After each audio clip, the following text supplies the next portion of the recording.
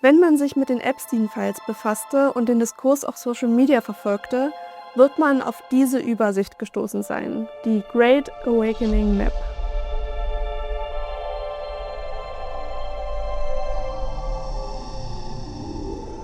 Sie ist ein Community-Produkt des verschwörungsideologischen Netzwerks QAnon. Die Übersicht visualisiert im Grunde nur alte und neue Verschwörungserzählungen. Sie ist in Themenblöcke gegliedert, welche mit Linien verbunden sind. So entsteht der Eindruck, dass alles mit einem übergeordneten Narrativ zusammenhänge, den mächtigen Eliten oder Aliens oder Wesen, welche die Welt steuern.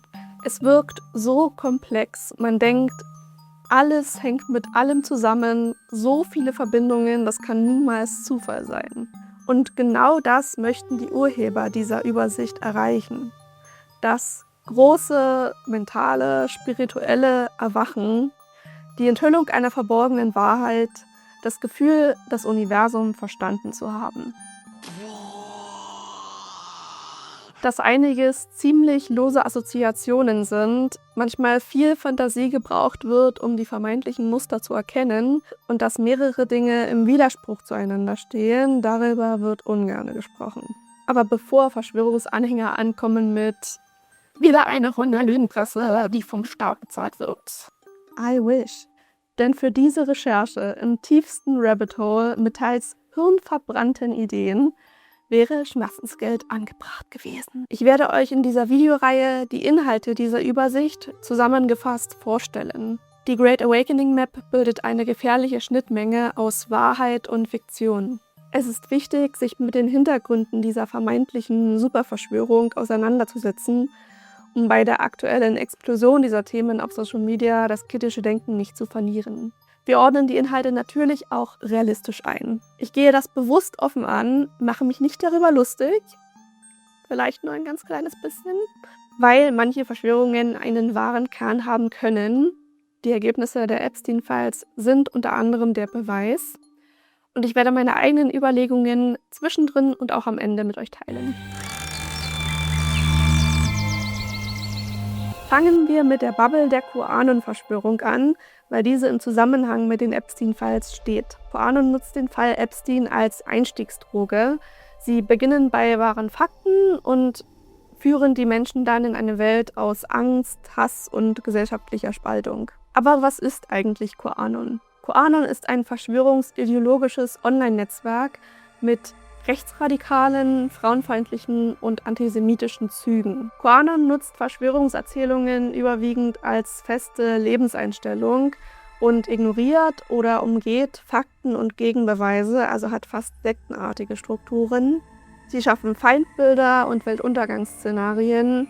Sie sind die einzigen, die aufgewacht sind und die Lügen der Mächtigen durchschaut haben. Wacht auf, ihr Schafe, sagen sie zu den Menschen, die aus ihrer Sicht blind Autoritäten und Mainstream-Medien folgen und sich nicht den verborgenen Wahrheiten bewusst seien. Auch die Ausdrücke „die Massen mit der roten Pille aufrütteln“ oder „Escape the Matrix“ werden zu vielen verschiedenen Themen in der Community benutzt. Die Metaphern stammen aus dem Film Matrix, bei der die Hauptfigur vor die Wahl zwischen zwei Pillen gestellt wird: einer blauen Pille, um in seliger Unwissenheit in einer simulierten Realität zu verharren, und einer roten Pille, um die schmerzhafte Wahrheit der dystopischen Welt so zu sehen, wie sie tatsächlich ist. QAnon möchte die Menschen für ihre Version der wahren Realität öffnen. Der Begriff wird abseits davon aber auch häufig im Kontext mit einer philosophischen Weltanschauung benutzt, zum Beispiel bei der Idee, dass das Universum eigentlich ein Hologramm sei. QAnon entstand im Oktober 2017. Ein anonymer Nutzer mit dem Nutzernamen Q-Clearance-Patriot veröffentlichte auf dem Imageboard 4chan eine kryptische Nachricht über eine Festnahme Hillary Clintons. Das Pseudonym bezieht sich auf die Q-Zulassung, eine Sicherheitsfreigabe des US-Energieministeriums für streng geheime Informationen. Gleichzeitig enthält es die Abkürzung Anon für Anonymous. Der Verfasser gab vor, ein hochrangiger Regierungs- oder Militärinsider zu sein, also ein Whistleblower. Er teilte die 17 Drops mit vermeintlichen Leaks und rätselhaften Vermutungen. QAnon-Anhänger messen der Zahl 17 eine besondere Bedeutung bei, da Q der 17. Buchstabe des Alphabets ist und Nutzer-Q 2017 in Erscheinung trat. Es wurden weitere Bedeutungszusammenhänge interpretiert, in der die Zahl zu finden sei, zum Beispiel die Anzahl der Votes der Republikaner im US-Repräsentantenhaus gegen die Verurteilung von QAnon oder irgendwelche Veröffentlichungszeitpunkte, die in Summe der Uhrzeit 17 ergeben.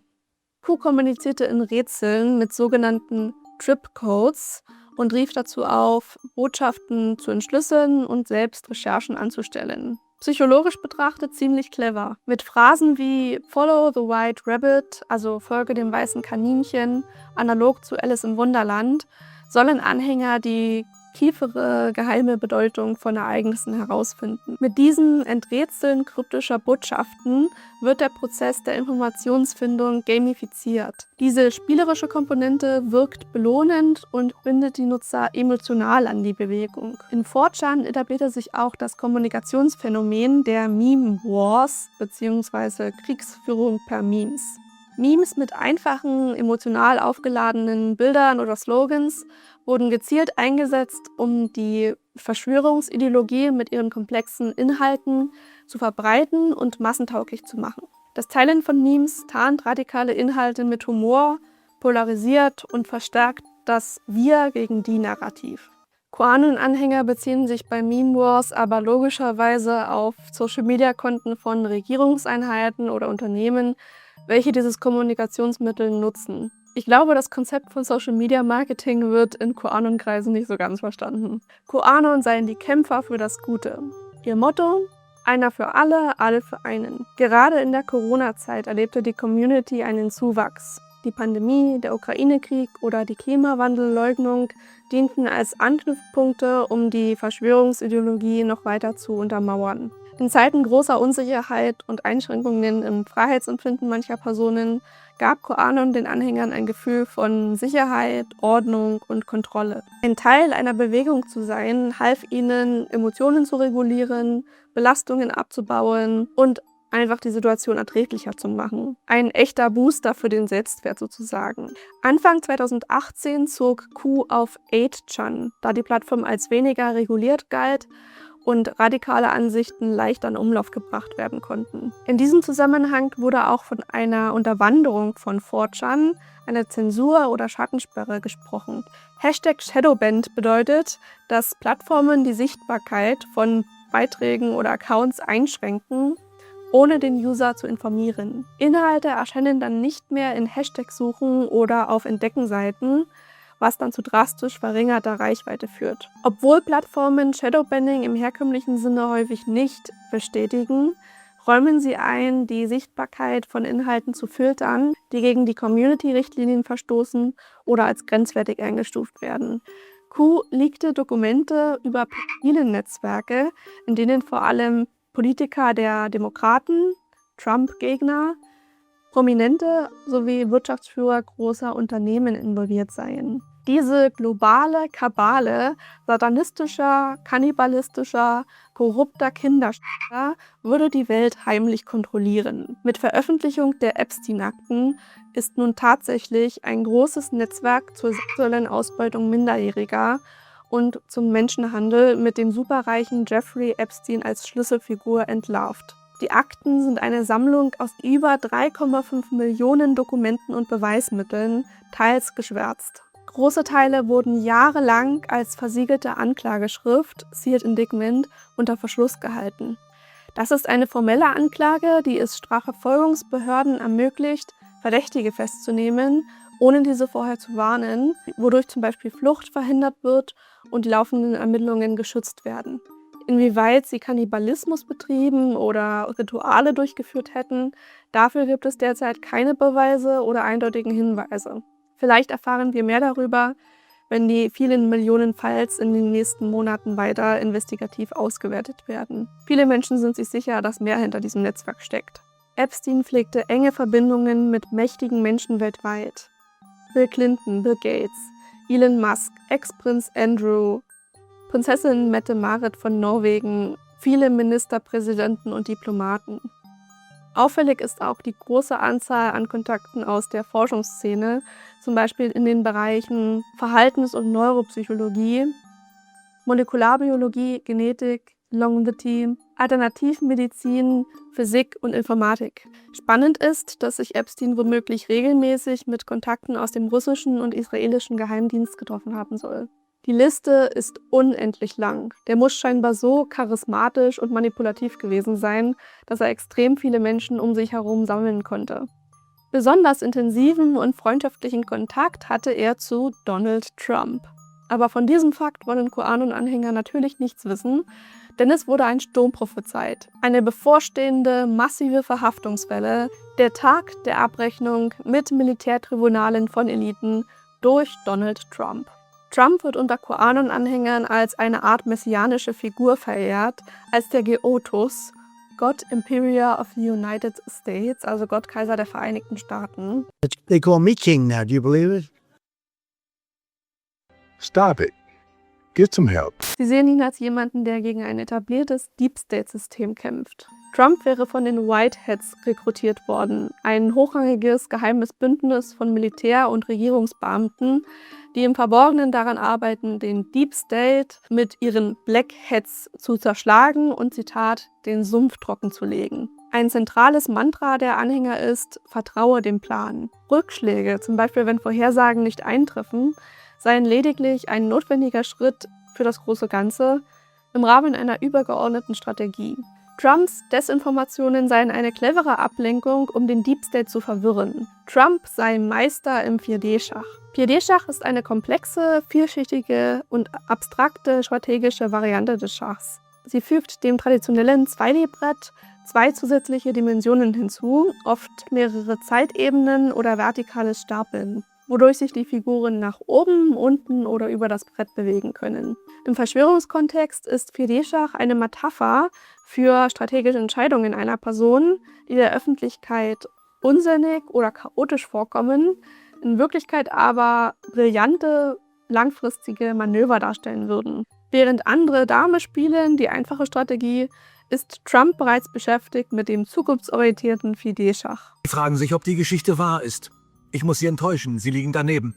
Sie ist frei erfunden. Es suggeriert eine verborgene, höherdimensionale Intelligenz, die scheinbar hinter irrationalen Handlungen steht. Psychologisch betrachtet wird dieses Konzept verwendet, um Kritik abzuwehren und unberechenbares Verhalten von Politikern wie Trump zu rationalisieren.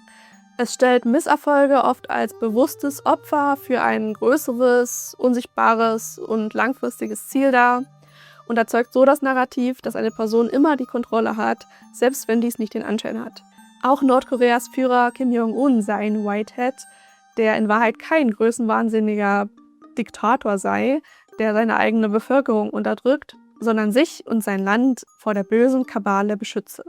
Epstein und die anderen Eliten würden Kinder in unterirdischen Lagern bzw. Tunnelsystemen, zum Beispiel unter der Zorro Ranch, New Mexico oder unter der Epstein-Insel Little St. James, im Rahmen ritueller Opfergaben foltern und in Todesangst versetzen, um aus deren Blut ein Verjüngungselixier zu gewinnen. Konkret ist dabei die Rede vom Stoffwechselprodukt Adrenochrom. Adrenochrom entsteht als Nebenprodukt im menschlichen Körper durch die Oxidation von Adrenalin. Medizinisch betrachtet hat es keine verjüngende oder psychedelische Wirkung und kann problemlos synthetisch im Labor hergestellt werden. Wäre es tatsächlich ein Elixier für die ewige Jugend, würde die globale Kosmetik- und Pharmaindustrie bereits Milliarden damit verdienen. Ihre Überreste sollen angeblich zum Organhandel im Darknet verkauft werden. Diese Idee der satanistischen Rituale und Blutgewinnung hängt eng mit antisemitischen Mythen aus dem Mittelalter zusammen. Die Ritualmordlegende ist ein jahrhundertealter antisemitischer Mythos, der Juden im Allgemeinen beschuldigt, Kinder, insbesondere christliche Kinder, für rituelle, okkulte Zwecke zu ermorden und um deren Blut zu gewinnen. Juden wurden als Teufelskinder diffamiert und den Satanismus bezichtigt, weil sie die Göttlichkeit Jesus nicht anerkannten. Die Wurzel der Legende ist der Fall William von Norwich aus dem Jahr 1150. Der junge William ist unerklärlich an Ostern verstorben und wurde tot im Wald gefunden. Die tatsächliche Todesursache ist historisch nicht geklärt. Die Geschichtswissenschaft ist sich aber weitgehend einig, dass der Fall nicht auf einem Verbrechen beruht. Ein christlicher Mönch erfand die Geschichte, um seine Kirche berühmter zu machen, Pilger anzulocken und den Jungen als Märtyrer zu etablieren. Diese Dämonisierung verselbstständigte sich dann. Weitere Kindestode, wie der von Simon von Trient, wurden jüdischen Bewohnern zur Last gelegt. Alle Juden wurden zum Feindbild und Sündenbock erklärt. Ihnen wurde vorgeworfen, Brunnen zu vergiften. Sie wurden für Naturkatastrophen und Seuchen wie die Pest verantwortlich gemacht. Da Juden im Mittelalter infolge von handwerklichen Berufen ausgeschlossen wurden, konzentrierten sie sich auf Handel und Geldwesen. Die daraus resultierende wirtschaftliche Tätigkeit führte dann zu dem Stereotypen des habgierigen Juden und im 19. bis 20. Jahrhundert wurde daraus die geheime Kontrolle über die Welt konstruiert.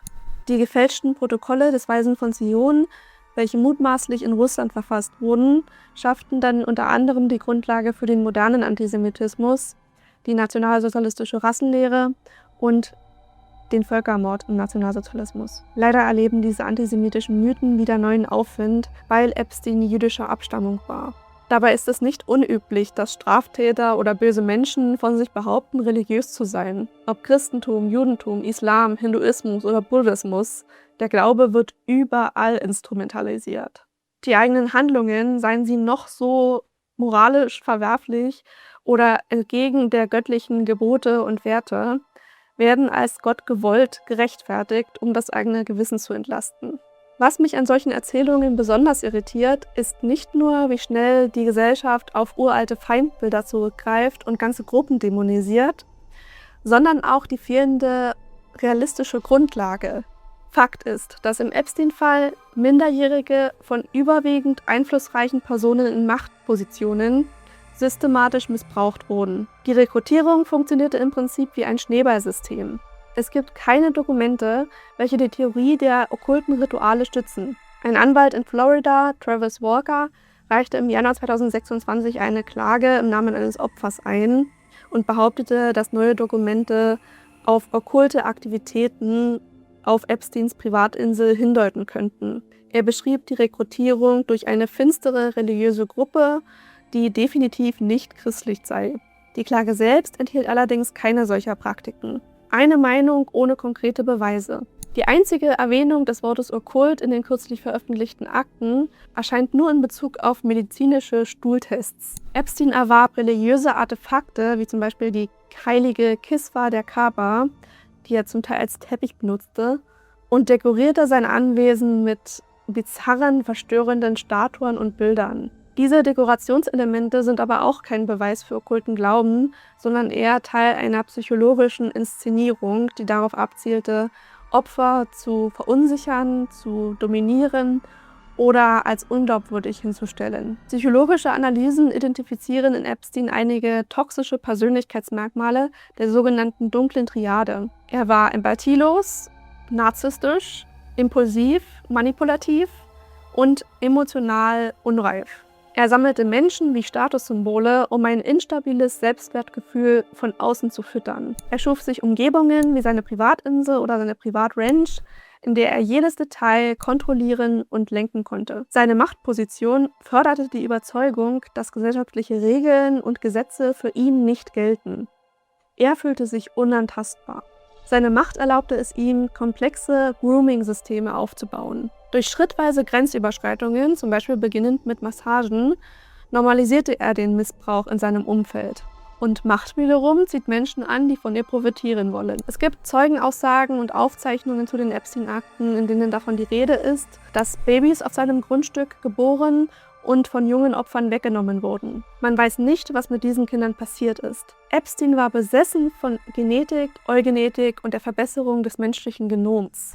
Er wollte Frauen schwängern, um seine eigene optimale DNA zu verbreiten und so eine Superrasse von Menschen zu züchten. Er finanzierte Forschungen zu Gentests und zu Lebensverlängerung. So ein Mensch würde aus meiner Perspektive ein Baby nicht für so etwas Rückständiges wie ein Ritual hergeben.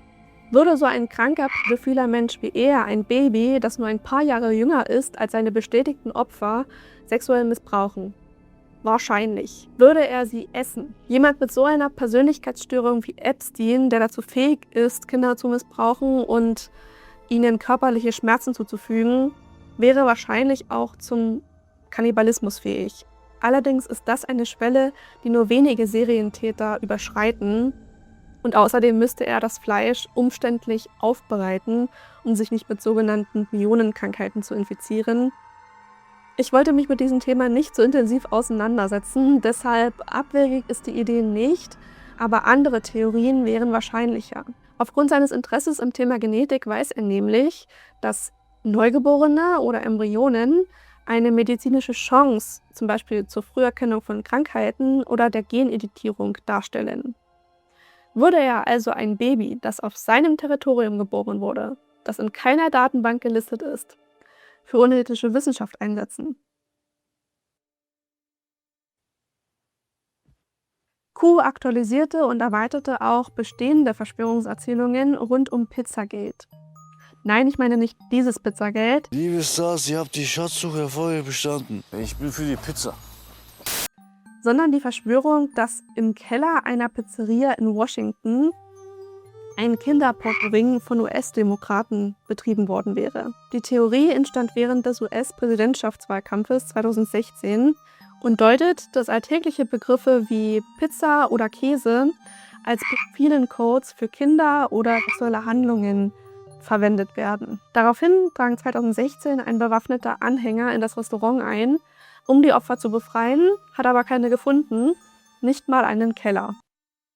Jedoch ist die Idee, dass Wörter wie Pizza in Korrespondenzen nicht kulinarisch gemeint sind, heute tatsächlich ein Punkt, der in den Epstein-Files interpretiert werden kann. Bestätigt ist da nicht. Diese Begriffe werden mutmaßlich verwendet, um verschleiert über den Missbrauch zu kommunizieren. Dass Epsteins Missbrauchsnetzwerk funktioniert hat, soll unter anderem mit der Strategie des Blackmailings ermöglicht worden sein.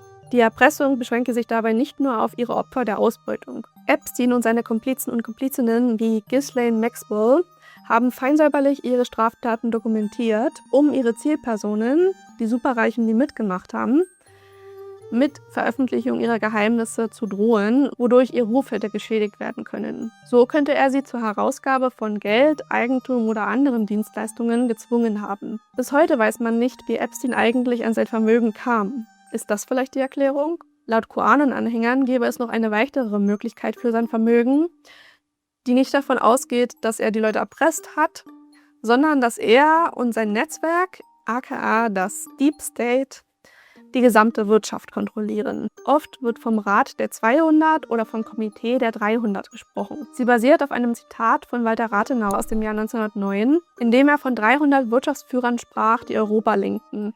300 Männer, die sich alle kennen, lenken die wirtschaftlichen Geschicke des Kontinents und suchen ihre Nachfolger aus den eigenen Reihen. Rathenau kritisierte die oligarchische Struktur der damaligen europäischen Wirtschaft. Später wurde sie unter anderem von Theodor Fritsch zu antisemitischen Narrativen verzerrt. Zentrale Namen der Finanzkontrolle bzw. neuen Weltordnung seien die Clintons, insbesondere Hillary und Bill Clinton, sowie die Rothschilds. Sie würden zusammenarbeiten, um Weltgeschehen, Politik und Wirtschaft zu manipulieren und seien vor allem in korrupte internationale Bankgeschäfte verwickelt.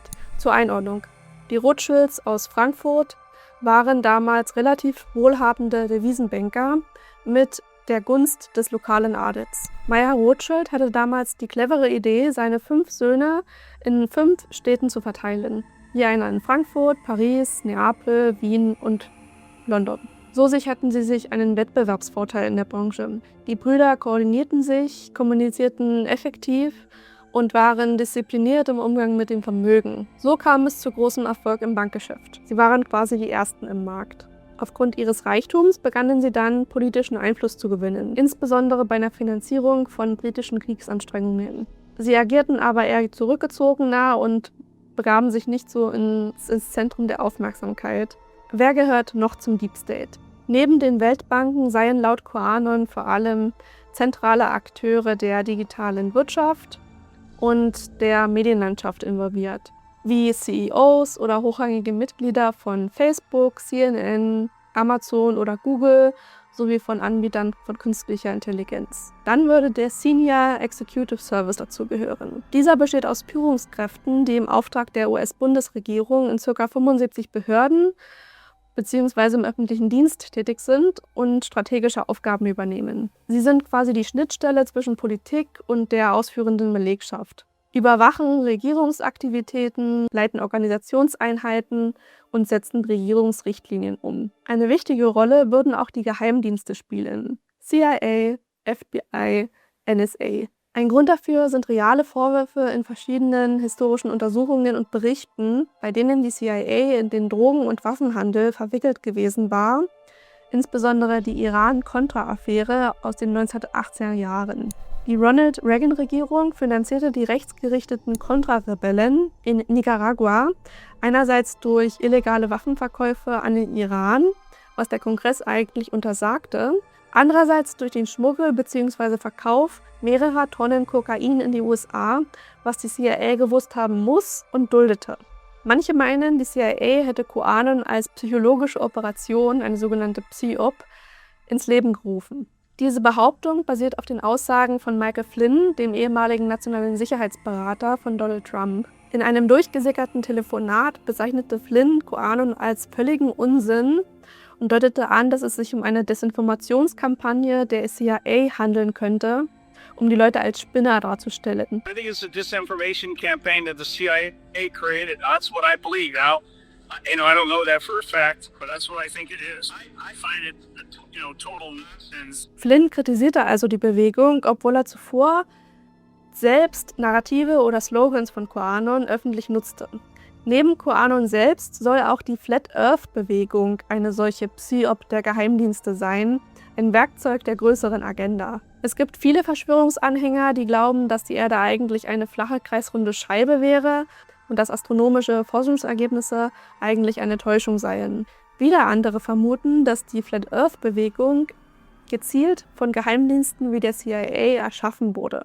Die CIA hätte sich in das Netzwerk geschlichen und die absurde Idee, dass die Erde flach sei, selbst verbreitet, um die gesamte Verschwörungsbewegung zu diffamieren. Wenn zum Beispiel ein Verschwörungsanhänger öffentlich behauptet, die Erde könnte flach sein, wird er als Aluhutträger oder Flacherdler abgestempelt.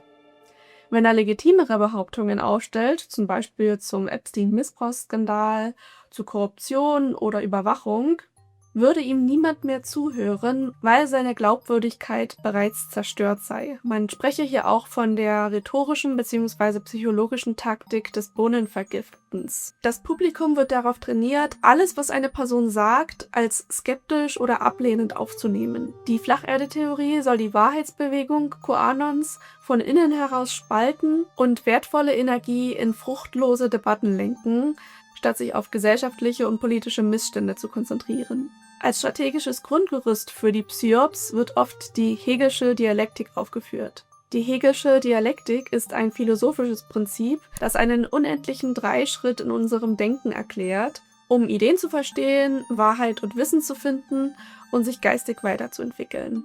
Statt der philosophischen Suche nach Wahrheit wird dieses Modell hier als manipulatives Werkzeug zur unbemerkten Steuerung der Bevölkerung interpretiert. Beispiel: Erstens Problemthese: Eine Machtinstanz, zum Beispiel der Deep State, erschaffe künstlich eine Krise oder nutzt ein Ereignis aus. Zweitens Reaktion: Antithese: Die Bevölkerung reagiert mit Angst oder Empörung und fordert vom Staat Schutz oder eine Lösung. Drittens Lösung: Synthese: Der Staat führt Maßnahmen ein, die er von Anfang an geplant hatte, zum Beispiel Überwachungsgesetze, die das Volk ohne die vorherige Krise niemals akzeptiert hätte. Ziel der PSYOPs sei es also, das Denken der Massen so zu framen, dass sie ihre eigene Unterwerfung als notwendige Sicherheit begrüßen.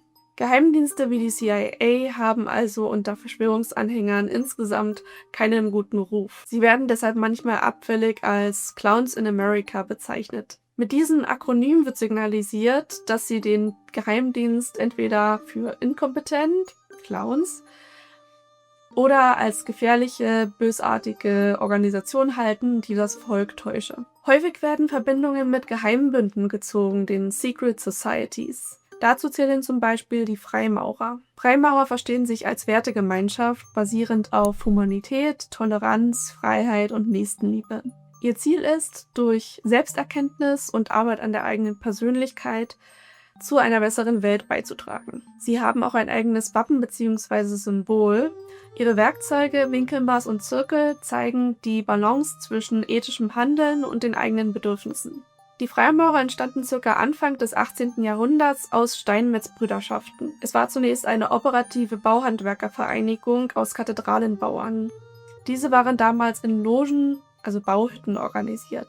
Logen stellten geschützte Räume für den freien Gedankenaustausch dar, der in diesem Zeitalter und unter strengen gesellschaftlichen Normen oft nicht öffentlich möglich war.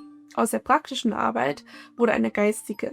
Als die Zeit der großen Dombauten endete, wurden die Logen zunehmend für Mitglieder anderer Berufe geöffnet und 4 Logen in London schlossen sich zur ersten Großloge zusammen. Die katholische Kirche war kein Fan von Freimaurern. Sie hatte Sorge, dass sich diese aufklärerischen Ideen weiter verbreiteten und sie damit Einfluss und Macht verliert. Die Freimaurer werden von kirchlicher Seite als Konkurrenzsystem betrachtet, da sie den Fokus auf den Menschen statt auf göttliche Offenbarung legen. Deshalb wurden Freimaurer in der Vergangenheit durch die Kirche verfolgt. Im Dritten Reich wurde die Freimaurerei verboten, da die humanistischen Ideale im Widerspruch zur NS-Ideologie standen. Logen wurden aufgelöst, zerstört oder zweckentfremdet. Vermögen, Bibliotheken, Archive wurden beschlagnahmt. Freimaurer wurden überwacht, inhaftiert oder ins Konzentrationslager verschleppt. Nach 1945 begannen sie mit dem Wiederaufbau und schafften eine Einheitsloge. Frauen in der Freimaurerei sind seit Mitte des 20. Jahrhunderts in Deutschland etabliert. Die Freimaurer sind in Graden bzw. Rängen organisiert, die den schrittweisen Prozess der Persönlichkeitsentwicklung abbilden. Das verbreitetste System ist der alte und angenommene schottische Ritus. Er baut sich auf den ersten 3 Graden der blauen Loge, Lehrling, Geselle, Meister auf und vertieft diese durch eine Reihe von Hochgraden. Der 33. Grad der Freimaurerei ist ein ehrenvoller Titel im Ritus, der für herausragende Dienste um die Bruderschaft und die Gesellschaft vom Obersten Rat verliehen wird. Träger des 33. Grades sollen an einem weißen Hut bzw. einer weißen Gebetsmütze erkennbar sein. Moment mal, ein Whitehead? Laut der Kernströmung von QAnon gehören sie aber auch zum bösen Deep State, make it make sense. Dann wären da noch die Illuminaten. Der Orden wurde 1776 von Adam Weishaupt, einem Professor für Kirchenrecht, in Ingolstadt, Bayern gegründet. Die Gruppe verfolgte Ziele der Aufklärung, wollte Vernunft, Bildung und Freiheit und den dominierenden Einfluss der katholischen Kirche sowie die absolutistische Herrschaft von Fürsten zurückdrängen. Da Kritik an Kirche und Staat damals, wie gesagt, gefährlich war, agierte auch dieser Orden im Geheimen. Er war streng hierarchisch organisiert und nutzte Decknamen. Weishaupt nannte sich zum Beispiel Spartacus. Zur Rekrutierung unterwanderten sie oft bestehende Freimaurerlogen. 1785 verbot der bayerische Kurfürst Karl Theodor alle Geheimgesellschaften. Bei Hausdurchsuchungen wurden Dokumente beschlagnahmt, Mitglieder des Ordens enttarnt und strafrechtlich verfolgt. Historisch gesehen hörten die Illuminaten damit auf zu existieren. Verschwörungserzählungen behaupten aber, der Orden bestehe im Untergrund fort und lenke seither das Weltgeschehen. Von der Französischen Revolution bis zur Gründung der USA. Den Illuminaten werden fälschlicherweise Symbole wie das Auge der Vorsehung zugeordnet auf der US-Dollar-Note. Dieses stammt aber eigentlich aus der biblischen Ikonographie und später der Freimaurerei. Dort symbolisiert es Wahrheit und Weisheit. Erst durch die Popkultur und Dan Browns Roman Illuminati wurde das Symbol mit dem Orden verknüpft. Auch die Bilderberg-Konferenz und die Trilaterale Kommission werden mit der New World Order in Verbindung gebracht. Die Bilderberg-Konferenz ist ein jährliches Privattreffen mit 120 bis 150 Teilnehmern aus den Bereichen Politik, Wirtschaft, Medien, Wissenschaft und Adel. Sie begann 1954 und wurde ins Leben gerufen, um den Dialog zwischen Europa und Nordamerika zu fördern und die transatlantischen Beziehungen zu stärken. Die Trilaterale Kommission wurde 1973 von David Rockefeller als eine Art private Denkfabrik zwischen Nordamerika, Europa und dem asiatisch-pazifischen Raum initiiert. Ziel sei, die Zusammenarbeit zwischen den 3 Industrieregionen zu stärken, die Weltwirtschaft zu stabilisieren und globale Herausforderungen durch einen informellen Austausch zu lösen. Einerseits kann ich persönlich die Kritik verstehen, dass diese Treffen hinter verschlossenen Türen stattfinden und nicht von unabhängigen Beobachtern überwacht werden. Andererseits ist es verständlich, dass man zum Beispiel als Politiker nicht alles vor der Kamera diskutieren möchte. weil alles, was man sagt, auf die Goldwaage gelegt wird. Außerdem entspricht die öffentliche Rolle eines Politikers ja nicht unbedingt der Privatperson. Bei einem Networking-Treffen abseits der Presse kann man da vielleicht besser auf persönlicher Ebene diplomatische Beziehungen knüpfen. Die Bilderberg-Konferenz ist da sogar ein wenig transparenter. Dort dürfen ranghohe Journalisten teilnehmen. Über die konkreten Gesprächsinhalte muss jedoch Stillschweigen gewahrt werden oder Diskussionen finden unter der sogenannten Chatham House Rule statt. Das bedeutet, dass Informationen genutzt werden können, aber nicht die Identität oder Zugehörigkeit des jeweiligen Sprechers preisgegeben werden darf. In vielen Narrativen bilden 3 Städte die Pfeiler dieser Verschwörung. Washington D.C. als militärisches Zentrum, in dem der Deep State agiert und Symbole der Illuminaten in der Stadtplanung verborgen sein sollen. London als finanzielles Machtzentrum, in dem eine britische Finanzoligarchie die Weltwirtschaft steuere. Und der Vatikan als spirituelles Zentrum, dem vorgeworfen wird, Geheimnisse mit apokalyptischen Wahrheiten zu hüten oder eine satanistische Agenda zu verfolgen. Verschwörungsmythen rund um den Vatikan und eine angebliche Weltherrschaft gehören zu den langlebigsten Erzählungen der Geschichte. Auf Details gehen wir in einem späteren Part ein. Der Vatikan wird in der Verschwörungsszene auch mit einem pädophilen Netzwerk analog zu Epstein in Verbindung gebracht. Das hat seinen Ursprung in tatsächlich belebten Missbrauchsfällen. Jahrelang wurden globale Fälle sexuellen Missbrauchs durch katholische Geistliche systematisch vertuscht. Täter versetzte man oft lediglich in eine andere Gemeinde, wo sie wieder übergriffig wurden. Lange Zeit unterlagen Missbrauchsuntersuchungen dem päpstlichen Geheimnis. 2019 wurde das erst abgeschafft. Studien belegen Zehntausende Betroffene weltweit und es wird von einer hohen Dunkelziffer ausgegangen. Ein strukturelles Problem wird vermutet, dass innerhalb des Vatikans ein festes pädophiles Netzwerk bestehe, verbunden mit Kinderhandel und Organraub, geht über die bestehenden Fakten hinaus. Wächter des Bösen sei die päpstliche Schweizer Garde, eine über 500 Jahre alte Truppe, die für den persönlichen Schutz des Papstes zuständig ist. Sie besteht aus Schweizer Staatsbürgern, die katholisch, unverheiratet und professionell ausgebildet sind. Dass etwas in dieser Privatarmee nicht ganz richtig laufe, wird oft mit echten Vorfällen in Verbindung gebracht. Zum Beispiel dem ungeklärten Mord an dem Gardisten Alois Elstermann, seiner Frau Gladys und dem Vizekorporal Chadwick Thornley aus 1998. Die offizielle Version des Vatikans, die von einem erweiterten Suizid Thorneys ausgeht, wurde lange angezweifelt. Der Jesuitenorden wird als geheimer Arm des Vatikans dargestellt, der im Verborgenen Regierungen infiltriert. Die Jesuiten oder auch Societas Jesu sind eine 1540 gegründete, einflussreiche männliche Ordensgemeinschaft der katholischen Kirche, initiiert von Ignatius von Loyola. Sie verpflichten sich zu Armut, Ehelosigkeit und Gehorsam, insbesondere gegenüber dem Papst. Mit ihrem Schwerpunkt auf Bildung, sozialer Gerechtigkeit und Seelsorge sind sie weltweit tätig. Schon im 17. Jahrhundert begannen Verschwörungen, die den Jesuiten finstere Pläne zur Weltherrschaft und zum Königsmord zuschrieben. Jesuiten fungierten oft als Beichtväter für Könige und Kaiser, wodurch sie direkten Einfluss auf die europäische Politik nahmen. Teil der jahrhundertealten Verschwörung zur Weltherrschaft des Vatikans sei auch der Templerorden.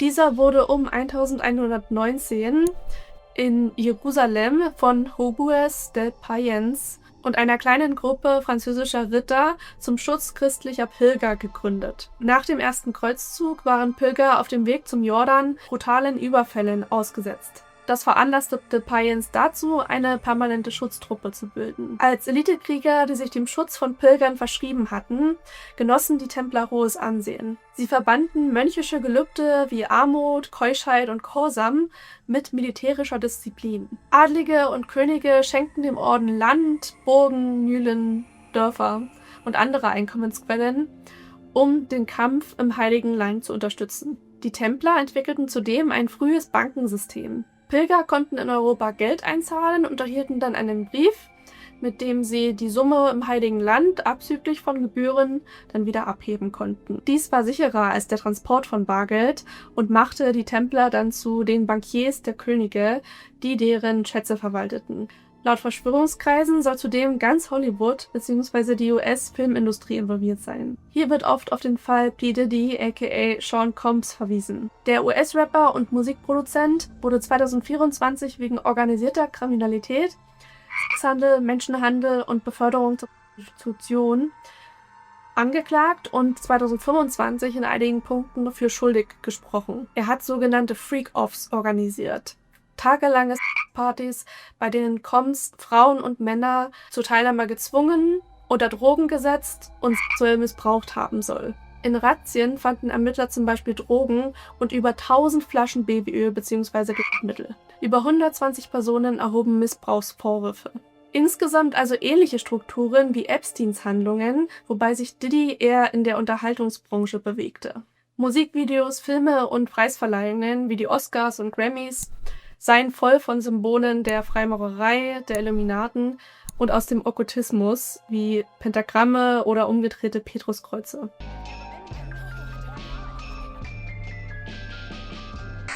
Hi. Hey, Jeffrey, how are you? Is anybody hungry? I just feel like everybody's got to be hungry right now. Because I have this crazy idea that I will order pizza.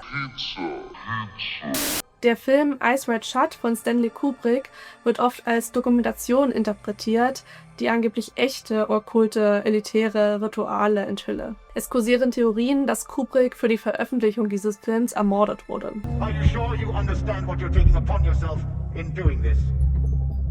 Yes. Promi-Clubs sollen ebenfalls eine Rolle spielen, darunter der Disney Club 33. Das ist ein exklusiver Mitgliederclub in den Disney-Themenparks in Kalifornien, Tokio, Shanghai und Walt Disney World. Er wurde 1967 von Walt Disney gegründet, um Sponsoren und Prominente in einer ruhigen Atmosphäre zu empfangen. Die Aufnahmegebühr liegt schätzungsweise zwischen 25.000 und 33.000 US-Dollar plus jährliche Beiträge von bis zu 15.000 US-Dollar. Hello, I like money. Die Wartelisten könnten jahrzehntelang sein. Mitglieder haben Zugang zu geheimen Lounges und Restaurants, in denen lange Zeit als einziger Ort im Park Alkohol serviert wurde. Die Zahl 33 wird oft mit dem 33. Grad der Freimaurerei in Verbindung gebracht. Offiziell steht die Zahl jedoch lediglich für die Adresse des ursprünglichen Clubs am 33. Royal Street in New Orleans Square. Ehemalige Teilnehmer beschreiben die Verehrung von Walt Disney innerhalb des Clubs als kultartig.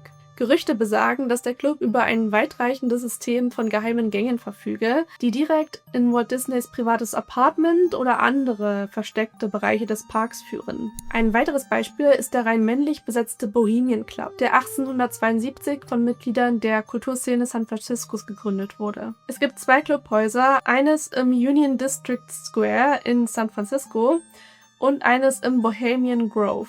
Der Bohemian Grove ist ein 2-wöchiges exklusives, elitäres Sommerlager, das jährlich im Juli in Monterey, Kalifornien stattfindet. Der Grove ist ein ca. 11 Quadratkilometer großer Wald. Das Gelände wird stark bewacht. CEOs aus Politik, Kunst und Industrie des Landes sind Mitglieder. Es ist bekannt, dass dort informelle Networking-Gespräche stattfinden. Theaterstücke sind ein zentraler Bestandteil des sommerlichen Treffens, darunter die sogenannte Cremation of Care, Verbrennung der Sorge.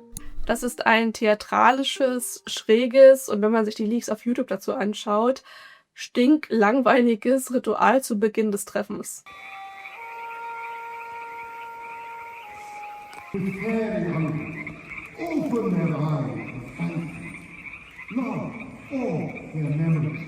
Dabei wird eine Puppe, die die Sorgen des Alltags symbolisiert, vor einer ca. 12 Meter hohen Eulen-Betonstatue verbrannt. Die Eule, die Owl of Bohemia, steht für Weisheit und ist das Maskottchen bzw. Wahrzeichen des Clubs. Hier setzen dann auch die Verschwörungen an, dass es sich um ein heidnisches, satanisches oder okkultes Ritual handle. Häufig wird behauptet, die Eule repräsentiere die Gottheit Moloch im Alten Testament der Bibel, der Kinderopfer durch Verbrennungen dargebracht wurden. Ihr merkt schon, religiöse Themen kommen bei diesem Thema immer wieder auf.